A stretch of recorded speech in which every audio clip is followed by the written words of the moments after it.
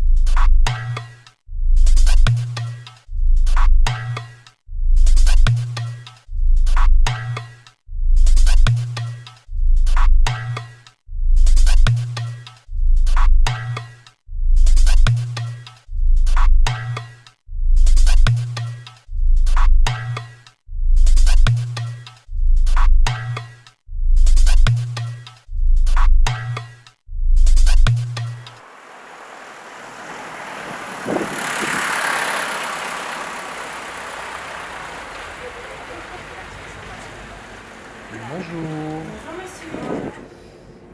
Je vais vous prendre un pain au chocolat et un pain au raisin aussi, s'il vous plaît. Ah mais vous venez voir la virage du Tour de France. Non.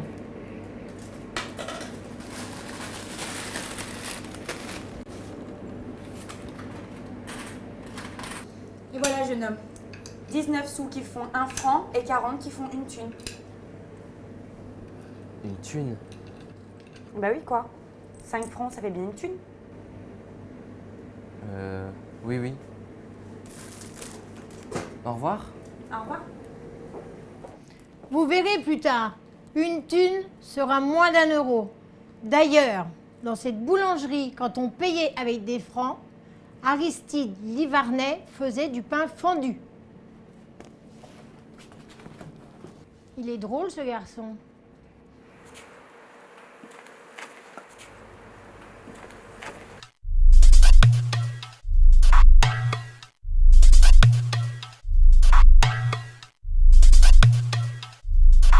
Bonjour. Bonjour. Je viens prendre un iced tea. Allez-y, servez-vous.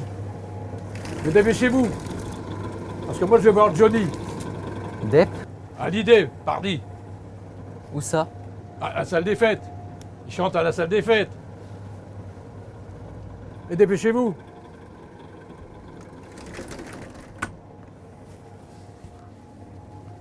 £1,50. Qu'est-ce que c'est que ça? Mais qu'est-ce que c'est que ça? Ben, des sous. Oui, bah ça ira. Allez, dépêchez-vous. J'ai pas le temps. Au revoir. Au revoir.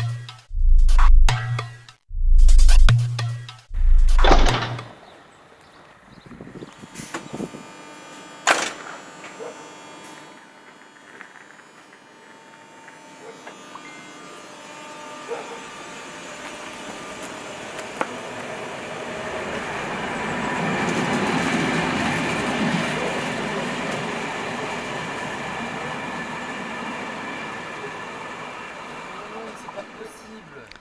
Ah, enfin. Oui. Oui, tonton, c'est moi. Oui. Non, non, je suis pas Austerlitz. Justement, je t'appelle pour ça. Écoute, là, le train, il a eu un problème ou une panne. Et oui, bah, j'ai décidé de sortir et du coup, bah... Non, mais tonton, calme-toi, calme-toi. Oui. Non, mais je sais pas, le train, il a eu une panne et donc j'ai décidé de sortir. Oui, bah, c'est ça que je te dis. Bon, laisse-moi t'expliquer. Oui. Bah, j'ai décidé de sortir du train et donc là, j'étais m'acheter quelque chose et je pensais revenir à temps. Mais le train, il est déjà parti. Oui. Je sais. Je suis où Angéville. Angerville. Hmm. Ça commence bien. Si, il y a quelqu'un. Oui, bah j'y vais. Excusez-moi. Bonjour. Oui, oui, pardon, bonjour. Vous savez quand est-ce qu'il y a un prochain train? Oui. D'accord. Oui, oui, tonton, pardon. Oui, tonton. Oui, oui, il y a un train, t'inquiète pas. C'est ça. Bah écoute, je t'appelle quand il arrive, d'accord? Tonton? Allô? Oh non, non, non, non, non, non, non. Non, mais c'est pas possible.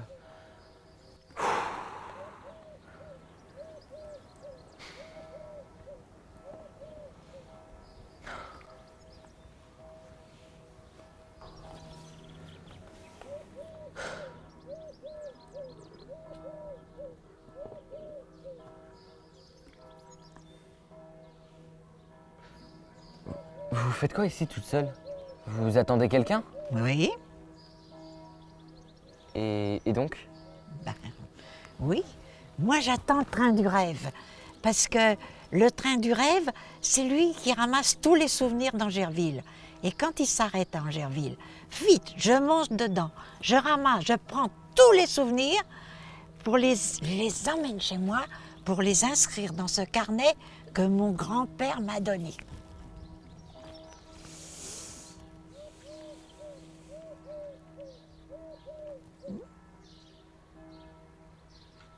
Vous aimez? Oui, oui. Et donc dans ce carnet... Ah, mais c'est mon trésor. J'allais pas le prendre, j'allais juste savoir ce qu'il y avait dedans. Mais c'est mes souvenirs d'Angerville. Bon, écoutez, depuis tout à l'heure, je comprends pas ce que vous dites. Déjà au centre-ville, on me parle de girafes et de Johnny. Là, je rate mon train, je vous pose s'il y a un prochain train, vous me répondez même pas. Mais je comprends pas là. Ah tiens, j'ai quelque chose pour vous. Ah.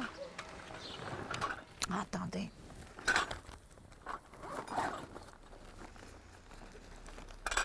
Ça? Non? Non, non, pas ça. Non. Ça? Ça? Non? Alors ben ça? Non? Non? Non, ça va aller, merci. Pas gourmand, pas intelligent. Ah, ah mais là c'est mieux.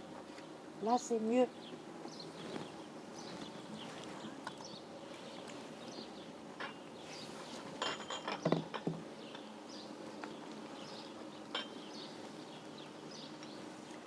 Hein?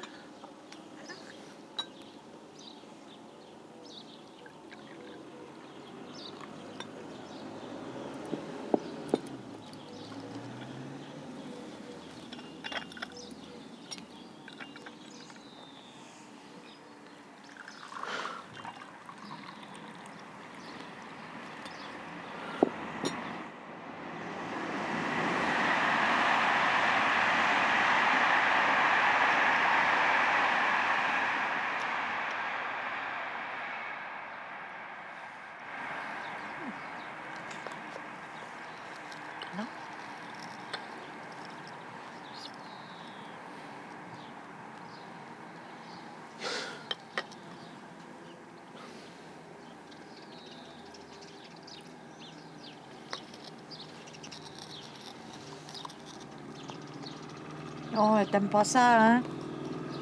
Allez, donne.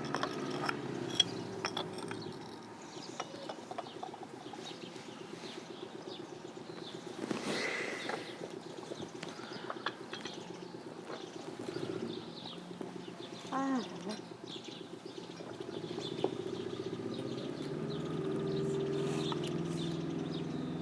tout d'abord, notre plaine de Beau, c'était un culte. Ignare. Non.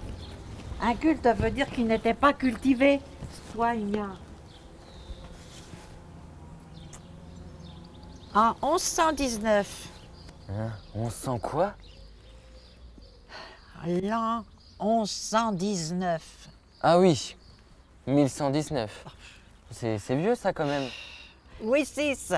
Louis VI. Enfin, je connais Louis XIV, mais Louis VI, je connais pas. Louis VI le Gros. Ah, il était gros en plus. C'est lui qui créa les Villeneuve royales. Le vieux chemin romain de Paris à Orléans passant par Saclay était dangereux, boueux. Les convois étaient attaqués et les messagers du roi très souvent étaient dévalisés. Alors, un nouveau chemin empierré est construit d'Étampes à Orléans pour que les postillons puissent porter en toute sécurité le courrier du roi d'un relais à l'autre. Un relais. Oui, la poste, pas les PTT. Les PTT? Les bottes de 7 lieues, tu connais? Ah oui, le petit poussé avec ses petites miettes de pain. Mais je vois pas le rapport. 4 x 7. 4 x 7, 28. Oui. Alors, tu sais qu'un cheval au galop ne pouvait parcourir que 28 km à la fois. Donc, il fallait des relais tous les 28 km. Donc, la distance entre Étampes et Toury, il fallait créer un relais à 28 km. Donc, Angerville était né. Ah. Angerville, au début, s'appela Angers-Régis, qui veut dire transport au service du roi. Et puis après, ils ont enlevé Régis, ils ont mis ville. C'était mieux. Et puis après, ils ont rajouté un mot, Lagatte, un mot de patois beauceron, Lagatte. Angerville-Lagatte. Ouais, Un drôle de nom. Hein. ouais. Et bien là, si tu veux, c'était la voie royale Paris-Orléans. Ah bah, ça, j'ai bien vu. Ouais. Ben, il n'y avait pas de train dans le temps, hein. Mais, bah, il n'y avait pas de panne surtout. Ben non, il n'y avait pas de panne, mais il y avait des routes. Ah, cette grande route, patache et postillon, timide marchand, grande dame en chaise, et mendiant traînant sa besace, et de droite, et de gauche, vaincu de la vie, les gueux qui crèvent dans le chemin. La voilà, cette grande artère. C'était la grande rue d'Angerville.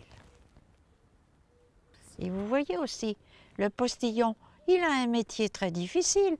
Il doit être prêt à partir de jour et de nuit. Même la nuit. Ben oui, même la nuit. Les maîtres de poste ont du mal à se faire respecter de ces êtres turbulents. On le dépeint comme un séducteur, faisant ses charmes auprès de la gent féminine.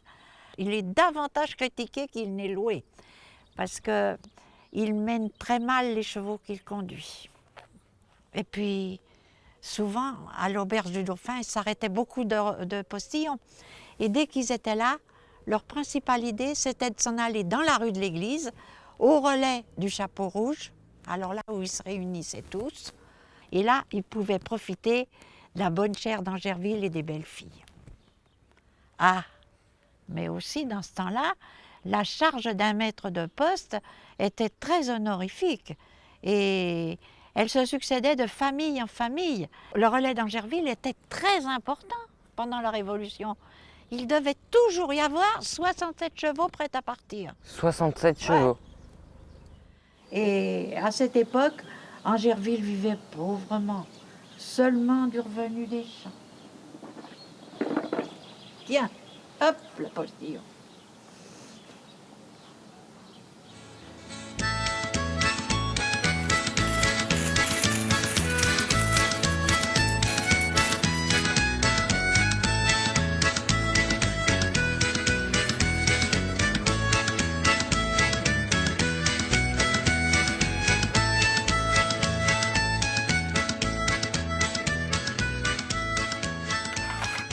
La moisson commençait autour du 14 juillet. Elle durait un mois.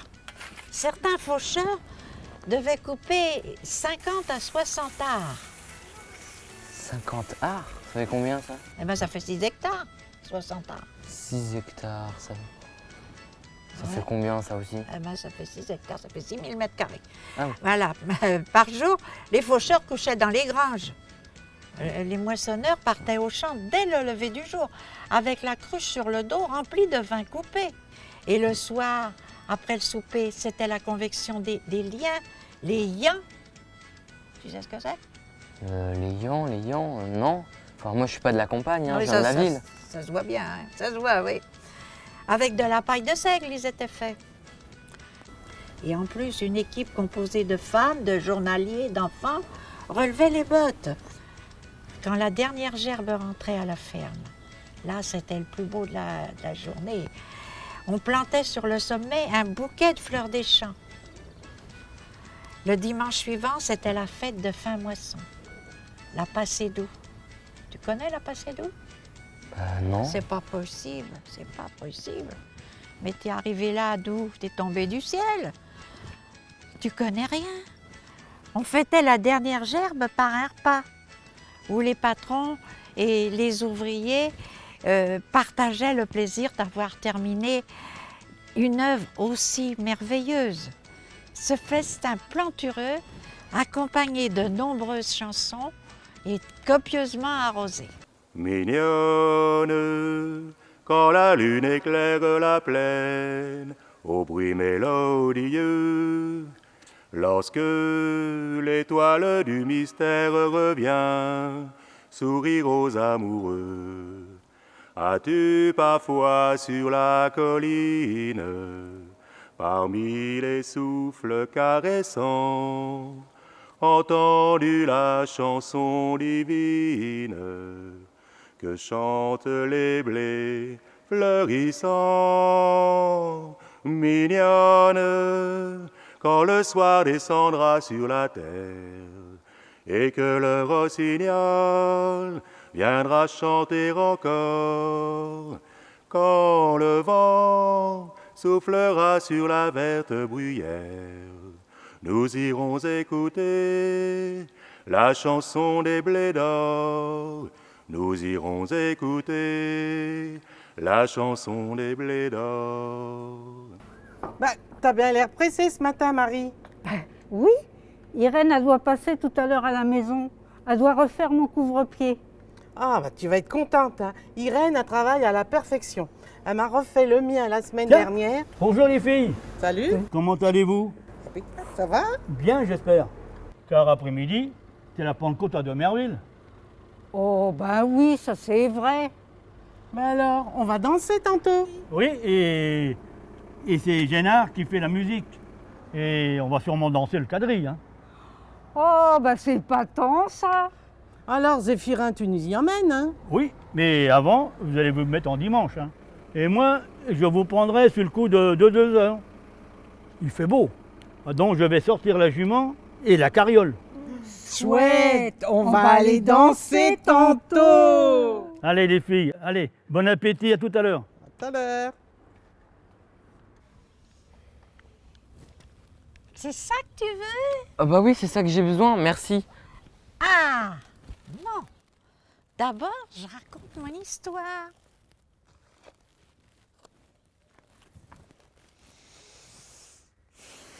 Bah, tu sais, après l'armistice de 1945, la vie reprend ses droits.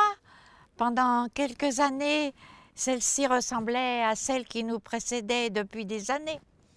À partir de 1950, un changement s'opéra progressivement.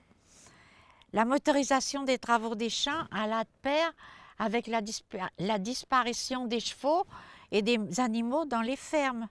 Le travail manuel fut remplacé par la motorisation. De nombreux ouvriers agricoles sont obligés de se reconvertir et ils retrouvent du travail dans l'industrie qui se développe. À ce moment-là, beaucoup en Beauce. Ainsi, pour tous ceux qui savent l'admirer et la comprendre, notre terre de Beauce a encore toute sa poésie. Enfin, bref. Mais attendez, et après c'est tout? C'est tout. Non, il s'est passé bien des choses à Angerville. Racontez-moi. Ah, non, ça serait trop long. J'ai tout mon temps. Ah, bah d'accord. On en était où? On n'en était pas où, mais quand.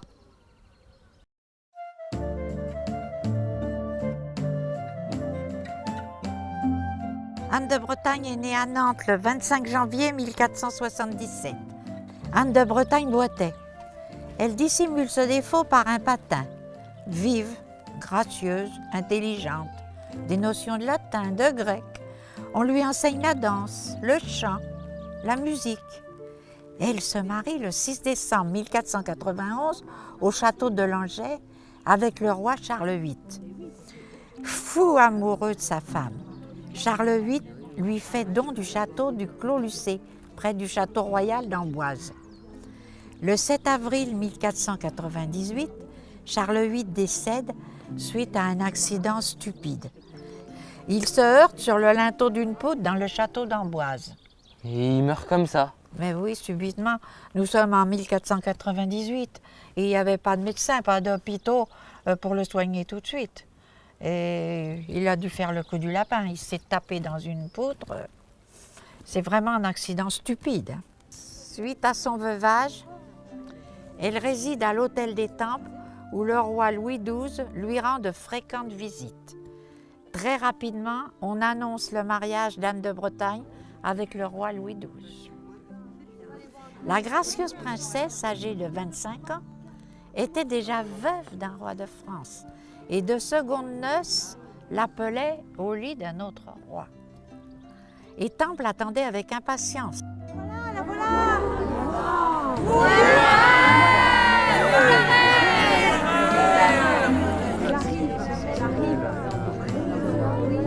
Vive la reine! Vive la reine!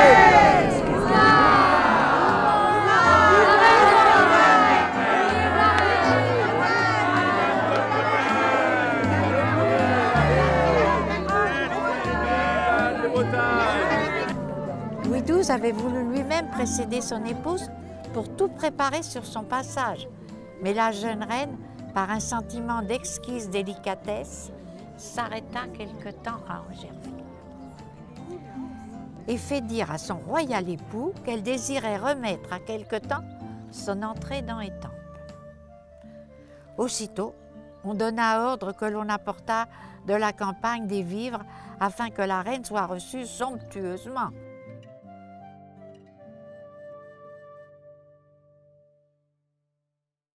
Sa vie ne fut pas simple.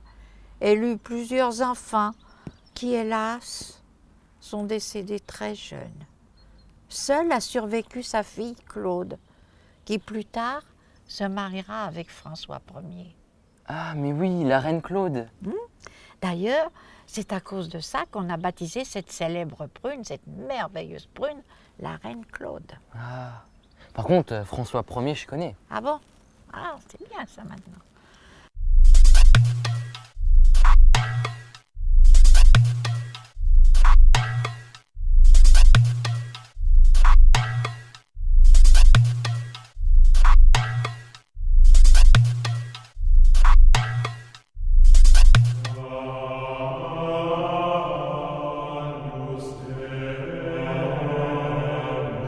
Quelques années plus tard, les Angervillois revirent Anne de Bretagne. Combien ce cortège différait du premier. La tristesse, le deuil, les larmes ont remplacé les chants de joie et les splendeurs d'une pompe royale. Le 5 janvier 1514, Anne de Bretagne, âgée de 37 ans, venait de rendre son dernier soupir à Blois. Louis XII décida de faire des funérailles somptueuses. Un mois plus tard, le convoi partit de Blois. Elle allait être ensevelie à Saint-Denis auprès des rois et des reines de France. Le chariot qui transportait le corps était orné d'une croix de satin blanche. Mené par 6 chevaux harnachés de velours noir. Et quand venait le soir, le corps était accueilli dans la plus noble église. Les prêtres et les paroissiens venaient au-devant du cortège. Après être passés à Saint-Laurent, Cléry, Artenay, le lendemain de son passage à Janville, la noble reine fut conduite à Angerville à la porte de l'église et il y avait écrit ce qui suit. Pleure avec nous, village d'Angerville, le royal corps que les gens repaissent joie, en le voyant priant Dieu qu'en paix soit, et que l'âme ne soit pour danger en ville. Ce jour de février 1514, les Angervillois et les prêtres réunis devant leur église sont venus prier pour le repos de leur reine et lui chantent le credo du paysan.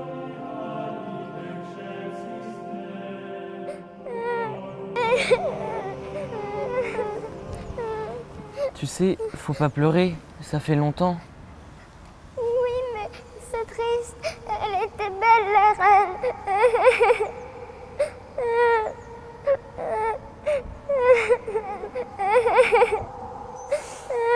Tournez la page. Oh oui, tournons la page. Quand Henri IV est passé à Angerville, l'église était bien plus petite qu'elle n'est actuellement. 1/3 seulement. Elle est sous le patronage de Saint-Pierre et Sainte-Eutrope. Tu connais Sainte-Eutrope? Sainte-Eutrope, non. Ça ne m'étonne pas. Elle a été fondée par Gilette Dupont au XIe et XIIe siècle. Et elle a été remaniée en... Oh, attends, je ne me rappelle plus, je regarde dans mon carnet. Non, elle a été remaniée, comme en témoigne la date de 1592, sur une clé de voûte. Ah, elle a grandi comme le village. Chaque génération lui a apporté sa pierre. L'église est pour les habitants un point de ralliement où les prêtres bénissent les naissances, les baptêmes, les mariages et les deuils. C'est un lieu de refuge dans le danger. C'est l'école où les garçons vont apprendre à lire, à compter, à écrire. Et pas les filles. Non, dans ce temps-là, il n'y avait que les garçons.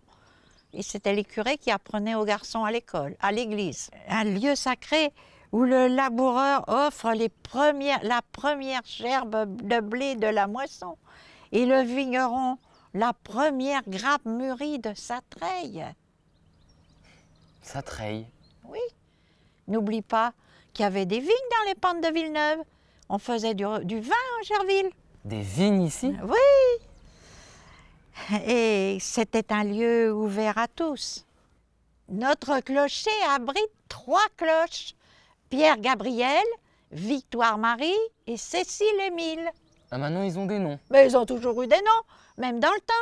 Hein, tout le monde, et même Cécile-Émile, tu vois, je les ai connus tous les deux, Émile et Cécile. Et la cloche a été montée dans le clocher en 1972. Et moi, je l'ai vu monter la cloche. Ah, ça t'embouche un coin, ça, hein? Ah, l'Angélus, elle sonne 3 fois par jour.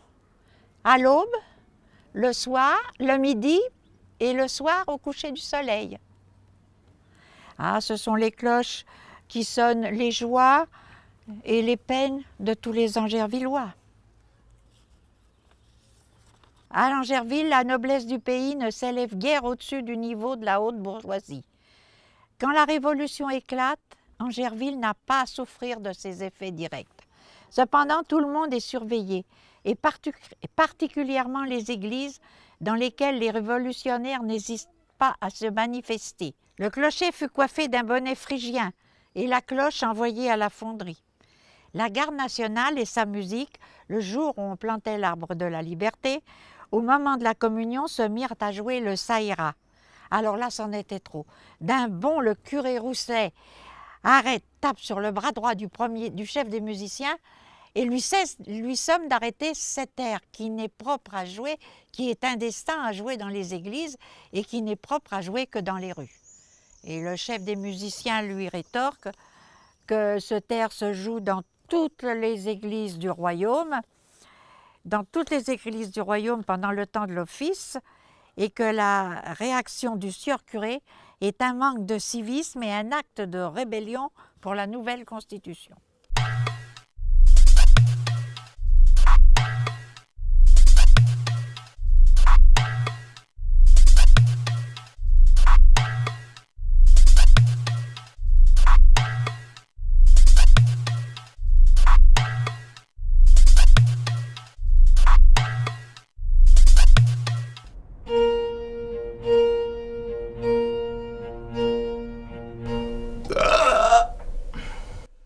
bon Sully, comme toujours, vos conseils me sont précieux. Et quelle merveilleuse idée avez-vous eue de nous faire arrêter à Angerville pour souper au Saint-Nom de Jésus. Dans cette auberge, tout est parfait. Les aubergistes sont charmants. L'accueil est chaleureux. Et ce décor somptueux. Et alors, cette délicieuse poule au pot, quel régal! Bien grasse, bien dodue, bien ronde, comme je les aime. C'est la meilleure que je vais manger de toute ma vie. Et par-dessus tout, arrosée d'un bon verre de Jurançon, le célèbre vin de mon pays, je suis au comble du bonheur. Voyez-vous, mes chers amis, le désir le plus cher serait que chaque dimanche, tous les gens de mon pays puissent mettre une poule dans leur pot. Un grand merci à tous les aubergistes.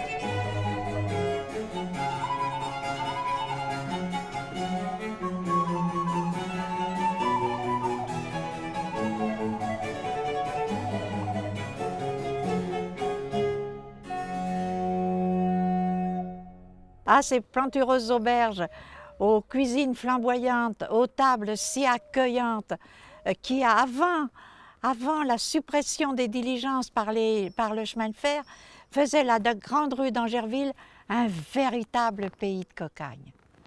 Et cette grande rue d'Angerville, c'est la voie royale Paris-Orléans. Ah, nous sommes en 1577. Angerville compte 1200 habitants pour 300 feux. Vous vous rendez compte? 45 brûlent pour des voyageurs à pied ou à cheval. 45 auberges pour un aussi petit bourg. Ou le Cheval Bardé, où les ambassadeurs vénitiens sont passés et on dit avoir été très bien logés. D'ailleurs, c'est l'auberge du Cheval Bardé et l'auberge, la première dont on en trouve trace dans les registres paroissiaux. Au Saint-Nom de Jésus, qui plus tard s'appelle l'Hôtel de France. Écoute, l'Hôtel de France, au début du XXe siècle, il y avait un propriétaire qui s'appelait Monsieur Payen. Et lui, il a décidé que Payen, Saint-Nom de Jésus, ça n'allait pas. Alors, il a décidé d'appeler l'hôtel l'Hôtel de France. Le travail était dur pour les paysans, ravitailler toutes les auberges. Il fallait trouver les produits de la terre et de la chasse. Parce que quand tous ces grands seigneurs venaient manger, ils étaient contents de se régaler avec du chevreuil ou du faisan. Du chevreuil? Ben oui. Ah bah j'en ai jamais mangé. Ça m'étonne pas de toi, on voit bien que tu viens de la ville. Mais si tu veux manger du chevreuil, va à l'Hôtel de France, ils en servent encore. Ah, dans nos auberges, le nombre de personnages illustres qui sont passés, tu ne peux pas t'imaginer. Je ne veux pas en louper un, je vais te dire, parce que dans mon grand carnet, j'ai dois les avoir. Oui, je les ai, oui. En 1329, Philippe VI de Valois passe à Angerville. En 1466, Louis XI, il dîne à Angerville au Cheval Bardé. Tu vois déjà le Cheval Bardé. 1562, Charles IX dîne à Angerville. 1577, les ambassadeurs vénitiens, le 18 mai, ont déjà logé au Cheval Bardé. Je te l'ai déjà dit tout à l'heure. 1589, Henri IV à la Belle Image, il dîne à la Belle Image. Et en 1592, il est revenu, il avait sûrement trouvé que c'était bon. Alors il est revenu, il a dîné à Angerville. Et selon la légende, il aurait dîné au Saint-Nom de Jésus. Et il serait, paraît-il, régalé avec le célèbre pâté d'alouette qui plus tard devint la célébrité de cette auberge. Et toujours, selon la légende, ainsi qu'une merveilleuse poule au pot d'Angerville.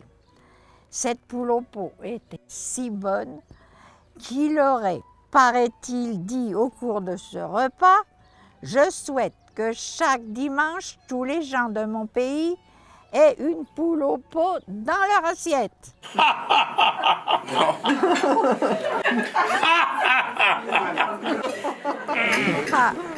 Et puis le 7 juillet 1614, c'est Louis XIII, qui n'avait que 14 ans. Il a dîné et passé une nuit au Cheval Bardé.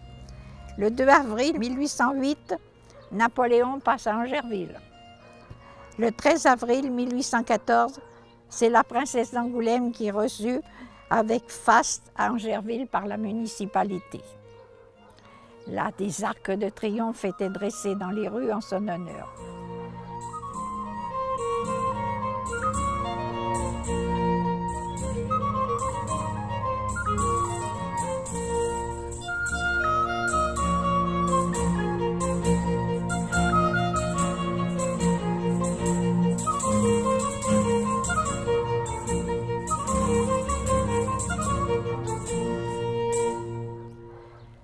Il n'y a que Louis XVI. On n'a pas vu sa tête. Oh, sûrement qu'il l'a perdue ailleurs.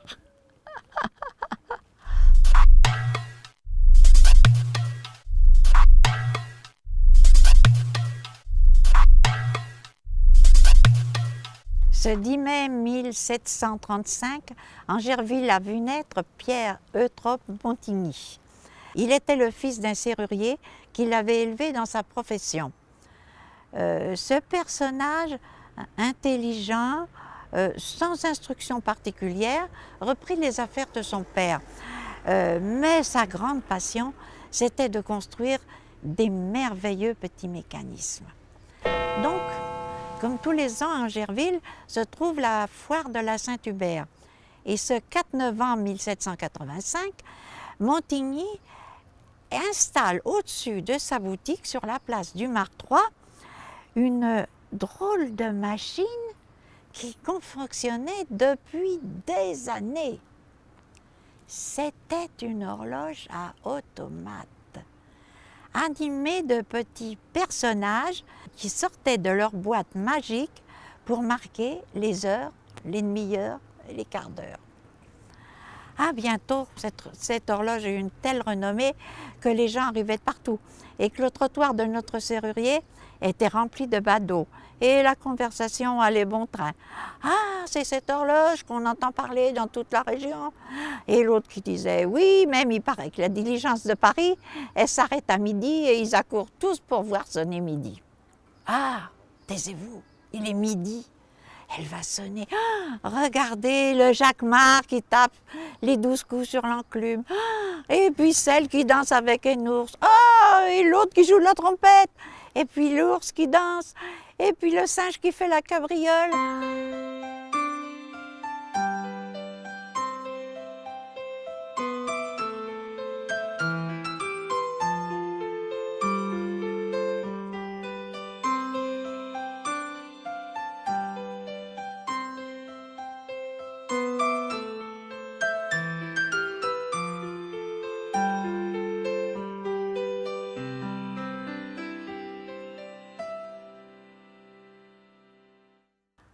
Cette horloge avait une telle renommée et notre génial inventeur était malin. Comme tous les Angervillois, c'était un malin. Parce qu'un jour, figurez-vous, qu'il a été appelé à Monnerville pour réparer l'église du clocher. Et comme d'habitude, le curé l'invite à manger. Le repas était excellent. Et quand le fromage fut terminé, comme c'est la coutume en Beauce, il a claqué son couteau. Tu la connais pas, la coutume du couteau en Beauce? Ah! Et bien, quand on a fini de manger, après le fromage, le maître charretier, le chef, il claque son couteau, il le met dans sa poche, et c'est fini, il n'y a plus personne qui mange, hein, c'est terminé. Alors donc, notre serrurier avait mis son couteau dans sa poche, mais ce qu'il ne savait pas, c'est que la servante avait fait un magnifique gâteau qu'elle vient lui présenter devant lui. Et lui, malin mais gourmand, comment il allait faire? Le couteau était dans sa poche, il ne pouvait plus le rouvrir. Ah! Mais il s'est mis à raconter une histoire de sa géniale invention. Eh bien, vous savez pas, l'autre jour, j'étais attaqué sur le chemin d'autrui par une bande de pillards. Ben, vous savez, moi, je me laisse pas faire, hein. J'ai pris mon couteau et puis hop, je les ai chassés comme ça. Eh bien, voilà. Il avait sorti son couteau, il allait pouvoir manger du gâteau. Bien sûr, il était malin, notre serrurier, mais il était têtu aussi, parce qu'il n'a jamais voulu donner le secret de son mécanisme. Et la pendule, en mai 1828, sonna la dernière heure du son génial inventeur et du merveilleux mécanisme. Tellement têtu qu'il ne montra à personne le secret de son mécanisme, même pas à son ouvrier. Alors, la pendule fut démontée, brouettée, tiraillée, emmenée à la finie sur le tas de ferraille d'un chaudronnier. Ils ont essayé de la remonter, de lui redonner vie, de redonner vie aux marionnettes, mais rien n'était possible. Et alors, c'est le jour-là, elle sonna à sa dernière heure, elle ferma les yeux pour ne plus jamais les rouvrir.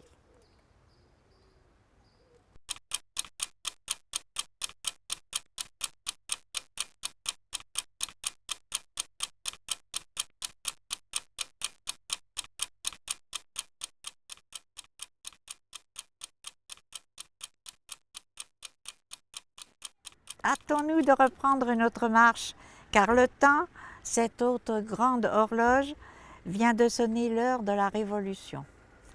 Henri-Alexandre Tessier est né le 16 octobre 1741 à Angerville. Il était le fils du notaire. Ce notaire avait une nombreuse famille et de conditions modestes. Cet enfant intelligent, brillant, travailleur, et ayant compris que la nécessité de s'élever était seulement par le travail, réussit à quitter le bourg grâce à une bourse d'études qu'il obtint de l'archevêque de Paris. Il fut nommé directeur des bergeries royales à Rambouillet. Et c'est là qu'il réussit à convaincre Louis XVI d'acheter ce célèbre troupeau de moutons mérinos au roi d'Espagne, dont la race était renommée pour sa qualité d'endurance et surtout sa qualité de laine qui était supérieure à celle du mouton français. Ce matin de 13 juillet 1788, Tessier fut témoin à Angerville de ce terrible orage qui dévasta un tiers de la France et qui fut particulièrement très dur et mal supporté dans notre Beauce. Le ciel était jaune, l'atmosphère était lourde, très lourde, un vent, un tourbillon de vent qui se mit à faire un bruit aussi fort que 10 carrosses lancés au galop sur les pavés d'Angerville. Et puis, soudain, un éclair fend le ciel, aussitôt suivi d'un coup de tonnerre de fin du monde. La grêle se met à tomber. Des grêlons. En 6 minutes, la terre est recouverte sur plus de 10 cm d'épaisseur. Le lendemain matin, la population consternée se retrouve sur la place du Martroi. La détresse est dans les cœurs. Cet orage a été peut-être pas une cause de la Révolution, mais elle y a beaucoup participé, car elle a amené une grande partie de la France, et en particulier notre Beauce, dans un état de famine et de misère impossible, incomparable à cette époque. Peut-être que ce n'est pas la seule cause, mais c'est une des choses qui ont favorisé l'éclatement de cette révolution.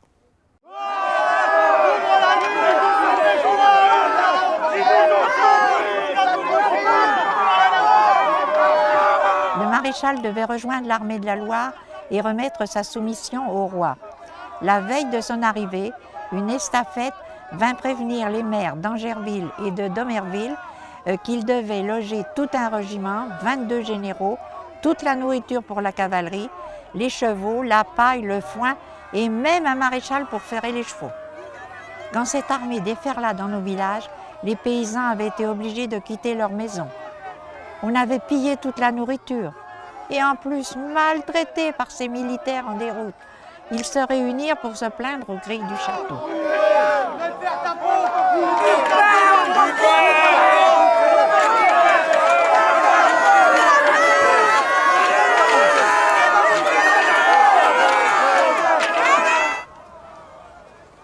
Mon cher maréchal, voyez-vous dans quel état se trouve la France? Mon cher vicomte, nous unirons nos forces pour chasser l'ennemi. Maréchal Davout, Louis-Nicolas, prince d'Eckmühl, accompagne Bonaparte en Égypte et participe à la campagne de Russie, ministre de la guerre pendant 100 jours. Le 6 juillet 1815, il quitte Paris pour se rendre à Longjumeau. Le 7 juillet, il est à Étampes. Et le 8 juillet, précédant l'armée, il est accueilli dans le château de Domerville par le comte et la comtesse de Ferrières-Sauf-Boeuf. Nous avons fait le nécessaire, que votre séjour soit confortable. Maréchal, tout notre personnel est à votre service, afin que vous gardiez un bon souvenir de votre passage à Domerville. Merci de votre accueil. Ce même jour, Louis XVIII fait son entrée dans Paris. Les commissaires chargés d'intermédiaire entre l'armée et le gouvernement trouvent le maréchal Davout à Domerville. Au reçu de leurs informations, il rejoint son état-major à Angerville avec tous ses généraux. Après de nombreuses protestations de ses chefs les plus dévoués, la décision de se soumettre au roi est prise. Un grand conseil de guerre est alors tenu devant la mairie et une proclamation est élaborée, invitant l'armée à faire sa soumission au gouvernement du roi Louis XVIII. Bien que datée d'Orléans, cette proclamation a bien été décidée à Angerville. Le maréchal Davout réussit à convaincre ses généraux que le seul moyen de sauver la France était de se rallier franchement et promptement au gouvernement actuel. Il aura ainsi une armée à présenter en contrepoids aux ennemis de la France. Cette démarche au service de la patrie lui évite les malheurs d'une guerre civile. Vive la France, vive le roi.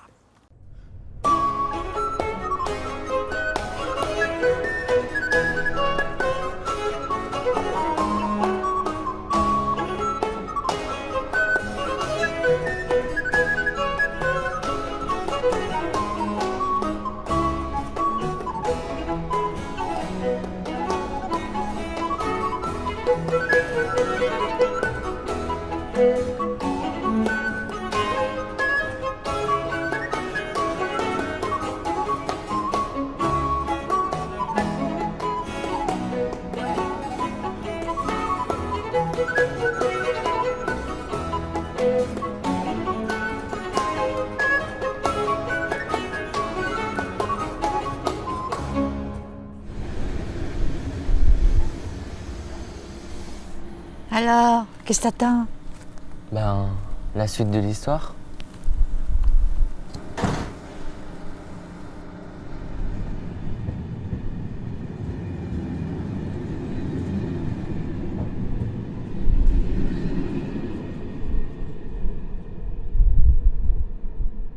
Ah, c'était une belle journée que ce 2 mai 1843. Ah, c'était le premier jour où un train passait à Angerville. Ah, la population est rassemblée à la station de l'arrêt du train, partie boulevard de l'Hôpital, plus tard appelée gare d'Austerlitz, à 8h45. Ah, vers le nouveau pont Lafleur, on peut distinguer un épais nuage de fumée. Et puis, les machines, attelées comme 2 chevaux de trait, ralentissent après une longue plainte de leurs sifflets stridents. La pucelle d'Orléans numéro 14 et la Robert numéro 11 s'immobilisent. Les enfants se sont tus. Les hommes et les femmes médusés, bouche bée. Ah, 6 petites filles se dirigent vers les officiels avec des paniers remplis de petits pains ronds, symbole des ressources de notre pays. Des bouquets de fleurs sont remis aux officiels. Aux dames, le roi Louis-Philippe s'est fait représenter par ses 2 fils.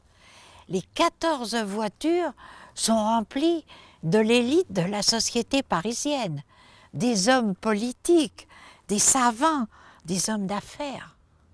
Et puis, il y a eu le discours du duc de Nemours, et puis celui du maire d'Angerville, le docteur François Buisson.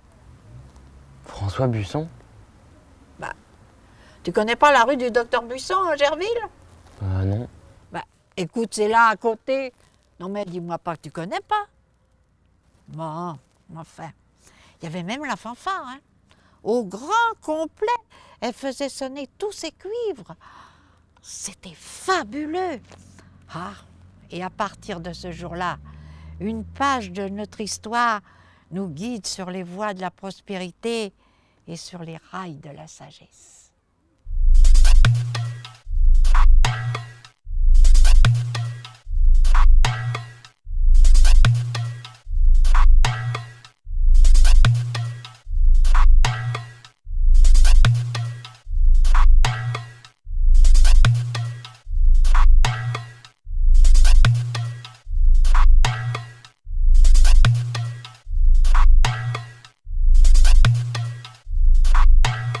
La France entre en guerre en 1870 suite au communiqué de Bismarck.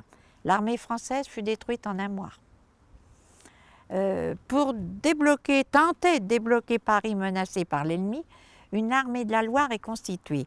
Elle est constituée de bataillons formés de partisans du Gers. D'ailleurs, en Gerville, nous pouvons rendre hommage à cette bravoure gersoise, puisque des volontaires non incorporés, équipés à leurs frais, sont venus nous défendre. À partir de ce jour-là, les Prussiens occupent Angerville. Ils réquisitionnent les maisons pour loger la troupe.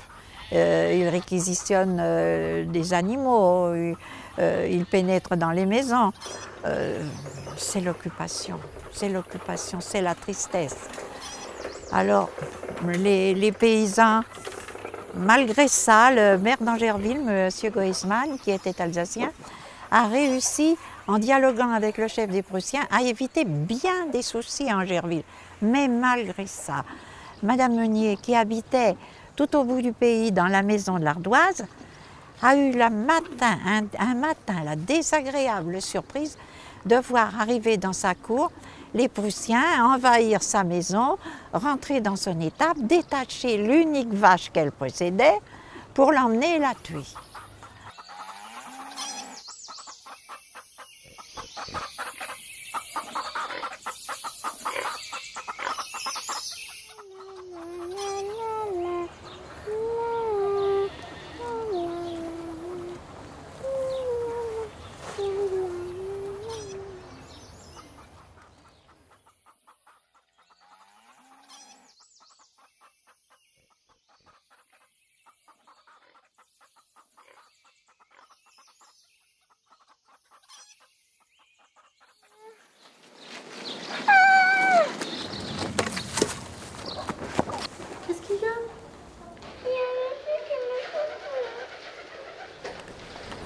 Grand-mère, viens vite. Ah, surtout mon petit gars, reste là, bouge pas. Oh là là là là là là là là. Ah là là là là là. Pitié, pitié, mais ne tuez pas ma vache. Ah, tuez-moi plutôt.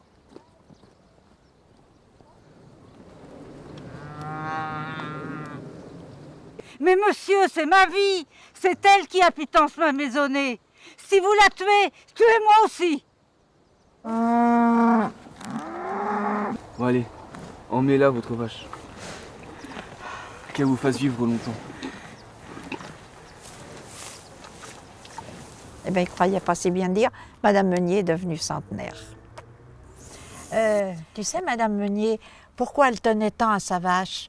Parce qu'une vache, lorsqu'on possédait une vache dans une maison modeste, ça nous permettait d'avoir la nourriture. Mais qu'avec une seule vache? Une vache, oui, une seule vache. Et ça suffisait pour toute la famille? Eh bien sûr. La vache, elle te donnait le lait, le beurre, le fromage, et c'était la nourriture complète pour toute la famille. Et en plus, dans une maison, quand on pouvait élever un cochon, alors là, c'était merveilleux, parce qu'on avait la viande pour tout le monde. Et en plus, le lard pour faire ce magnifique rata beauceron. Du quoi? Du rata? Enfin, moi je connais la ratatouille, mais le rata, j'ai jamais entendu. T'as jamais entendu ça? Non, non, non, non. C'est pas de la soupe, c'est du rata. C'est pas de la... mais ça viendra. T'as jamais entendu ça? Ah non? Eh bien, c'est pas vrai. Parce qu'un rata beauceron, j'aime me dire que c'est bien mijoté, surtout. C'est drôlement bon.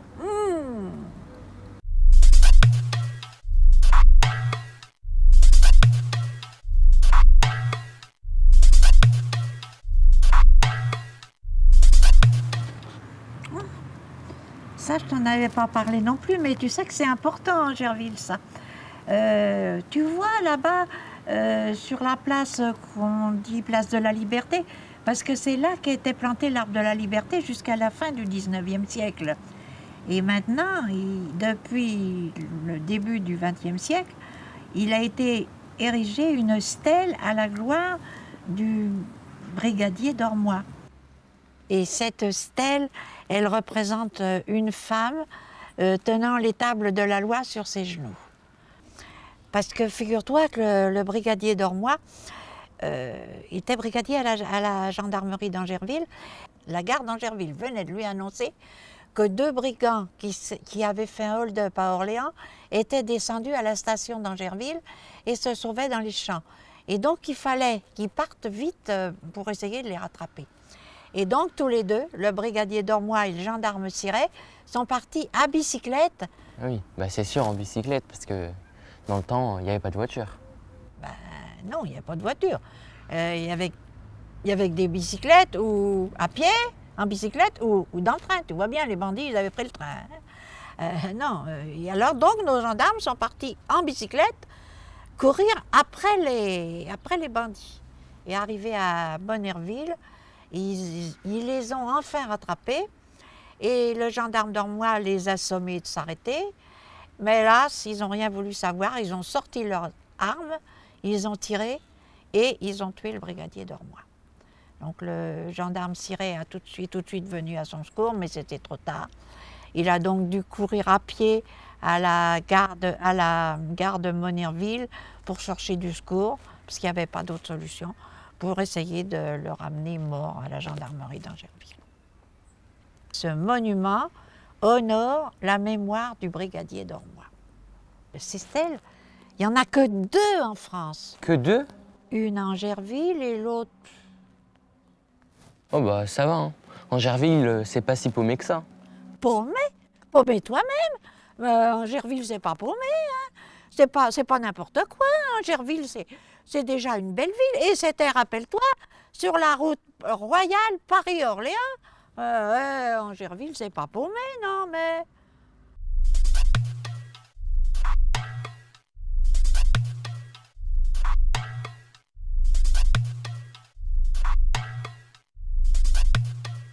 Ah, cette Seconde Guerre, que de tristes souvenirs. Septembre 1939, la fatale nouvelle éclate. La mobilisation générale est déclarée. Tous les hommes sont mobilisés. Et l'hiver 39-40, il fait froid, c'est dur. Je me souviens avoir eu froid aux pieds dans la cour de l'école. Il faisait très très froid. Et l'ennemi est toujours aux frontières. Donc à l'arrière, les gens disent « Oh, quelle drôle de guerre !» On a donc appelé cette guerre la drôle de guerre. Mais le 10 mai 1940, l'armée allemande attaque. Et très vite, l'ennemi gagne du terrain. Le début juin, on annonce que les Allemands sont près d'Angerville. Et donc ce jour-là, le maire fait bastiller qu'il n'est plus responsable de la fourniture d'eau et de la sécurité d'Angerville. Alors là, c'est le grand branle-bas de combat. Tout le monde charge, voitures, vélos, camions, brouettes, tombereaux, tout ce qu'il est possible de faire rouler, et même en brouette. Madame Hiver m'a raconté qu'elle était dans la Creuse, elle a vu arriver Monsieur et Madame Pontel avec leur brouette venue d'Angerville. Et en plus, Madame Pontel avait emmené le costume de mariée de son fils sur la brouette. Donc ça avait fait rire Madame Hiver. Et ça, je me rappelle de tout ça. Mais bon, le 16 juin 1940, grande bataille à Angerville. Le 3e zouave combat jusqu'à la dernière munition. Ils sont obligés de se rendre. Le drapeau est caché dans une grange. Ils sont faits prisonniers et parqués pour une nuit dans l'église d'Angerville. À partir de ce jour-là, les Allemands entrent vainqueurs à Angerville. C'est l'occupation. À partir de ce jour, l'occupation, les privations, les restrictions de toutes sortes, le couvre-feu très tôt, la patrouille qui passe toutes les demi-heures. On n'a plus le droit de rien, ni de sortir, ni d'allumer notre lumière le soir. On est occupé. L'occupation, c'est terrible.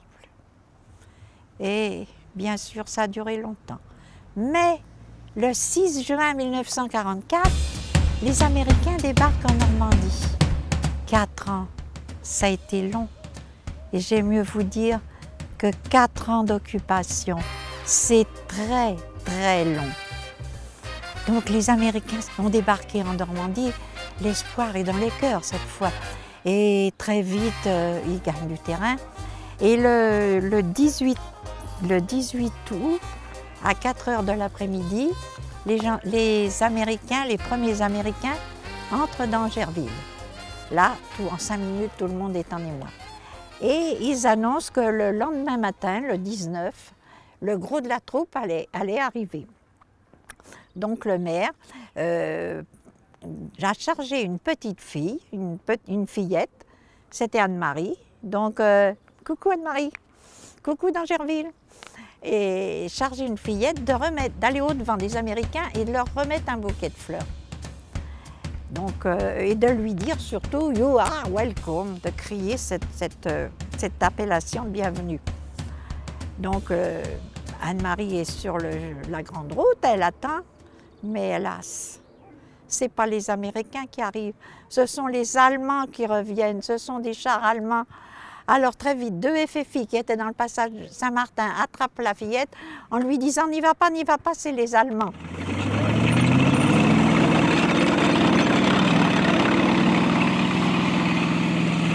Sauvez-vous, c'est les Boches, sauvez-vous! Sauvez-vous, c'est les Boches!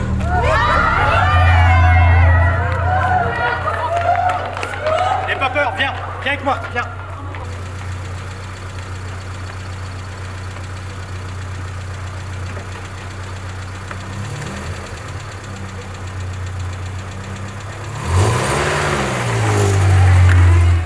Et donc ils sont cachés, tout le monde a été paniqué de savoir ce qu'elle était devenue, mais elle était bien en sécurité dans une traction des FFI. Donc l'après-midi, il y a eu quelques petites échauffourées avec les Allemands, forcément les drapeaux étaient déjà accrochés aux fenêtres, quelques petits problèmes, mais bon, ils sont partis. Et l'après-midi, là, le gros des Américains est arrivé.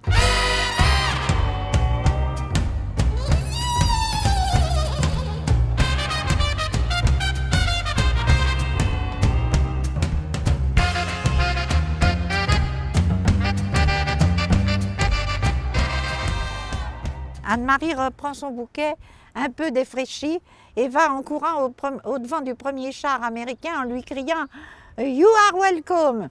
Et plus tard, Anne-Marie a appris l'anglais, elle a compris ce qu'elle avait dit. Et donc là, en 5 minutes, la foule est en liesse. Tout est en joie, tout est bien, tout est gai. On danse, on chante, on rit, on s'embrasse. On ne sait plus où on est.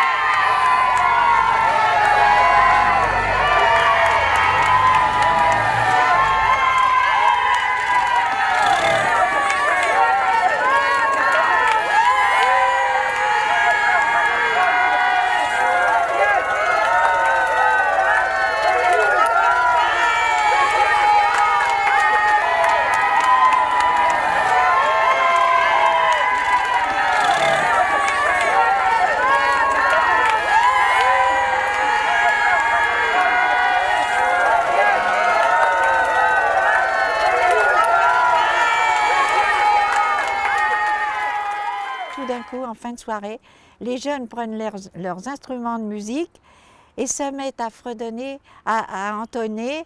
Nanana, nanana.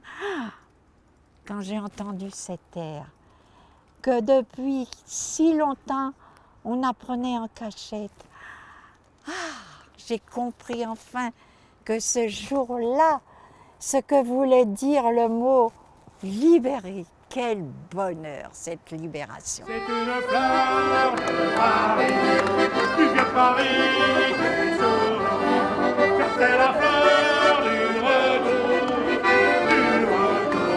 beaux jours. Pendant 4 ans, le beau Paris, elle a gardé ses couleurs, bleu, blanc, rouge avec l'espoir, la cerise, c'est une fleur de Paris, c'est une fleur.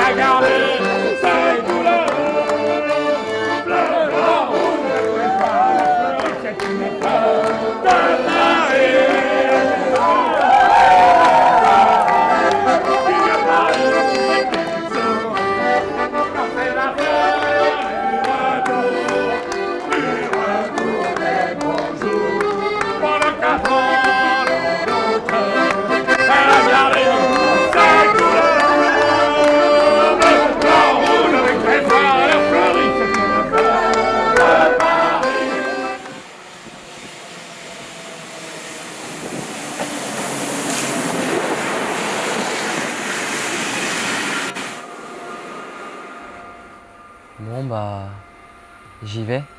Ben oui, c'est maintenant.